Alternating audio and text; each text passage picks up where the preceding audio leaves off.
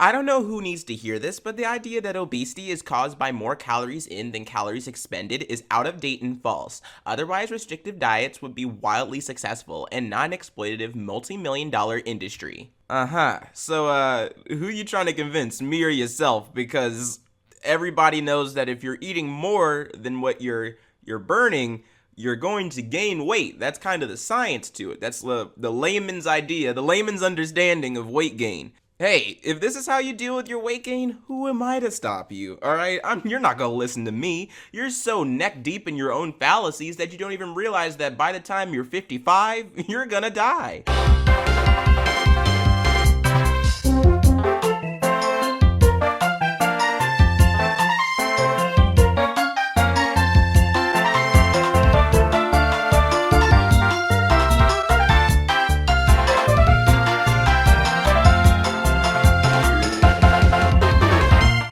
Oh my god. Alright, so this picture, or just quote, is from a show called Who Are You Calling Fat on the BBC. And it's... if you really enjoy secondhand embarrassment and just enjoy laughing at people, watch this show. Because this woman right here literally said that health doesn't exist and it's a social construct. Matter of fact, I found the clip of her saying it. So go ahead and enjoy this pure idiocy. Right, okay, this is... Wow. Sorry, could you pull that off as well, Joe? Yeah, Sorry. no problem, mate. Oh. Health, you can't define it. It's a social construct. Health doesn't exist. Surely you would prefer your body in that respect. If you're saying, would I prefer to have mobility? That's an ableist question. Because you're asking me to say that my body is more valuable than their body because I am able-bodied. Complimenting weight loss is complimenting someone on being oppressed? Oppressed. What? What? No. No, losing weight is not oppression. How is that oppression? Can you guys explain that to me? Because it doesn't make any sense. Losing weight, in what way is telling somebody else to lose weight, or even losing weight yourself anyway? So are you oppressing yourself? What? I don't believe in aiming for moderation. That still requires control, and guess what? Control doesn't work. Hey, bitch! It doesn't work for you! Seriously, if moderation doesn't work for you, it doesn't mean it doesn't work for humanity. If it doesn't work for you, that means you have to find a different plan for yourself. You have to diet and maybe exercise in tandem. Some people can just diet and they can lose their weight, and they maybe even pop a couple of muscles because the muscles are hidden under all of that body weight. But some people, like yours truly, has to diet and work out at the same time to make sure he can maintain his godlike body. Adolescence is a time the body grows and develops. Anytime an adolescent loses weight, they should be screened for an eating disorder. Seriously? An eating disorder screening. So any parent that forces their kid to eat some broccoli and maybe join a sport, join the soccer team so they can lose a bit of weight, are horrible individuals and encouraging eating disorders in their children. Are you sure you want to make that statement? Because if that's your statement, you're just going to prove to the world that you're a pants-on-head retard. Some people are just fat. There are many potential reasons why any given individual might be in a larger body, from genetics to life circumstances, but trying to pin down the exact cause can actually reinforce the idea that fatness is somehow bad or wrong. What is the deal with these people? Why won't they just accept the fact that your body type is unwanted and also grossly unhealthy? Just accept that and change that. Writing giant paragraphs on Instagram isn't going to change the fact that you're not attractive and that everybody else is scared of becoming you, because ultimately your body type will kill you. I hate the term morbidly obese because fat isn't deadly and you aren't going to die from having fat. You know what? You're right. I hate the term morbidly obese too. It has zero correlation with individuals who have high fat content and individuals who might die because of that. There's no evidence for that. If there was, I would totally show it on the screen right now. I would definitely go out of my way to search up every single article that disproves this stupid ass tweet. Y'all, I'm at the doctor, and when I got on the scale, the nurse said, "Are you okay with knowing the number on your scale, or do you prefer not to?" Like, every single medical professional should do this. Ugh, why? Why? This is just the saddest virtue signal. One, I don't think this even happened, and two, if it did, your nurse is trying so hard to be woke. Okay, so you're so insecure about your weight, you'd rather not learn about it. You don't want anyone to tell you your number. You know exactly how much you weigh, because every time you stare in the mirror, you know exactly how ugly and big you are. It's almost like these people want to fool themselves into thinking that they're healthy. They'd rather not know how much they weigh because they know for a fact that number is going to hit like a damn freight train. Dieting is the epidemic. No, it simply isn't. It's not the epidemic. Dieting has never been an epidemic. You want to know what is though? Obesity. It's the one thing that you wish wasn't an epidemic. It's the one thing you wish everybody accepted because you know that it's bad. You know that it's bad for you, and I don't understand why. Why discredit? Why go out of your way to completely discredit and disavow dieting and exercise, but then gladly accept death? Gladly accept obesity. You know it's going to kill you. Everybody here is trying to give you the solution to your problem, and you simply reject it because you'd rather, I guess, mire in your own self-defeat. And that's extremely sad. Weight loss isn't a victory. Weight loss isn't a positive goal or a happy accident.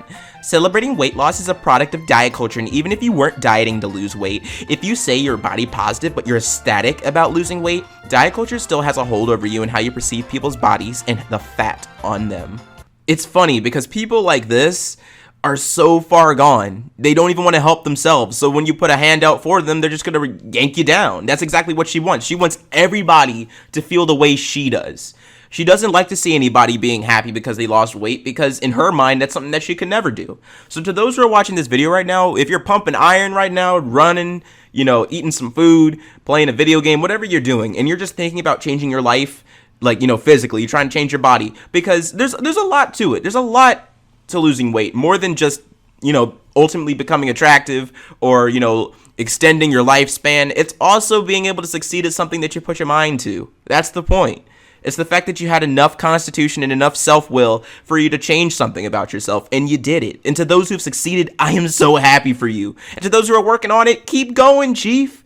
There's no one out there who can stop you. The only person who can stop you is yourself. And if you're not going to stop yourself, you're going to keep striving. Seriously, if you have people in your life who talk like this, who enjoy tearing down others and making sure that other people can't be happy because they aren't, just get away from them. They're not providing anything into your life. They're not giving you anything positive. Just leave them. Thin privilege is donating organs or bone marrow or receiving organs. No, it's not thin privilege to be able to donate your organs and your bone marrow and everything else. No, you want to know why you don't get to do that when you die? Is because nobody wants your organs. You're unhealthy. It's like why would you give your unhealthy organs to somebody who needs them to survive? That's ridiculous. It's like going to somebody who's addicted to heroin and asking them for some organs. Why?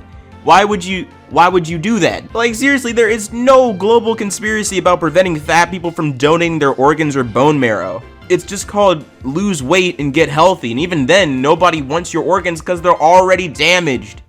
PSA, overfeeding your child is child abuse. Seriously, just like with your pets, having a fat kid is a reflection on you as a person. Don't feed your kid junk.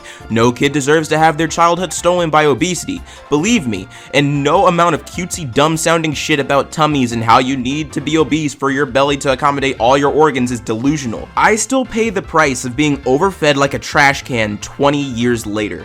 We may be getting sicker than our ancestors, but we live longer and can diagnose conditions better. Yay, such a great future for our society. We may be more obese than our ancestors, but at least we have gastric bypass. Lose weight is not a prescription. Do we tell them?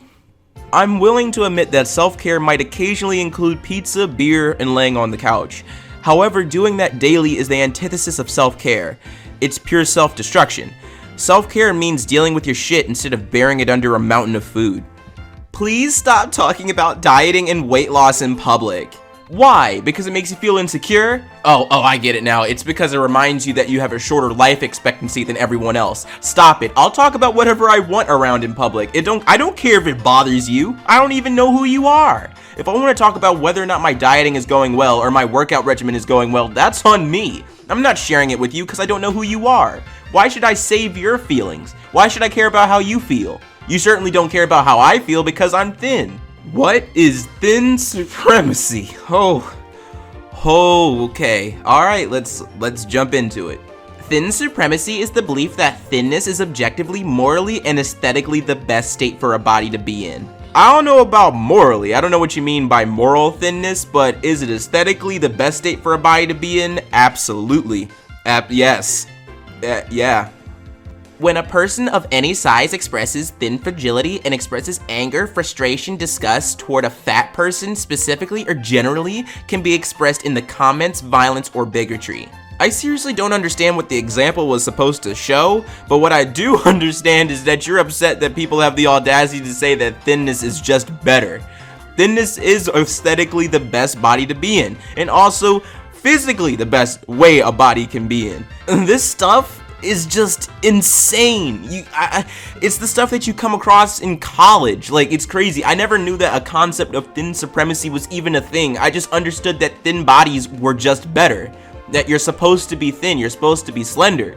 You're not supposed to be big and obese. That's just not how humans come. We don't come in that variety. If your weight requires you to watch it in order for it to stay where it is, then it's likely not a natural weight for you. Holy shit. Every single weight is like that. Every single one. Whatever weight type you are, whatever body type you are, you watch your weight, because that's just what it is.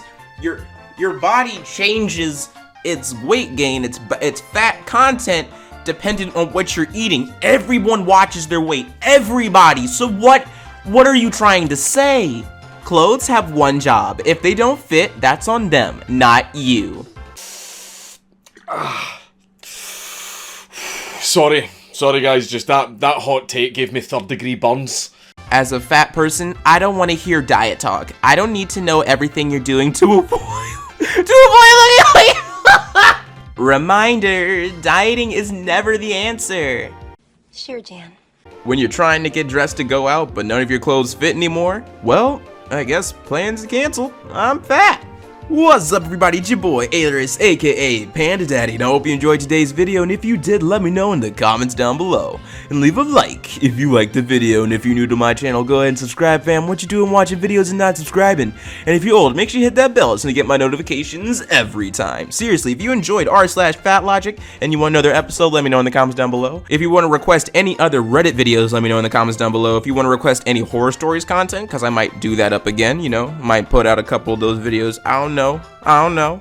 But if you have any ideas, let me know in the comments down below. Speaking of horror stories content, holy shit, did the Otaku Murderer blow up? That's at like 200,000 views now. That's insane. Thank you so much for being interested in the horror story series. I'm definitely gonna make more of that content now. So to those who have enjoyed that and have subscribed because of that, be tuned. Stay tuned, because you're gonna get more of that content. As always, I gotta thank the Patreon supporters. So thank you to Finny, Julian, Mia, Pro Cookie, and Unholy Trio. Thank you so much for your support. It's greatly appreciated. And if you want to help support the channel in any way, there's 2 links in the description, one of my merch store and one of my Patreon. Both funds directly go into the channel. I did that backwards. And as always, stay zesty.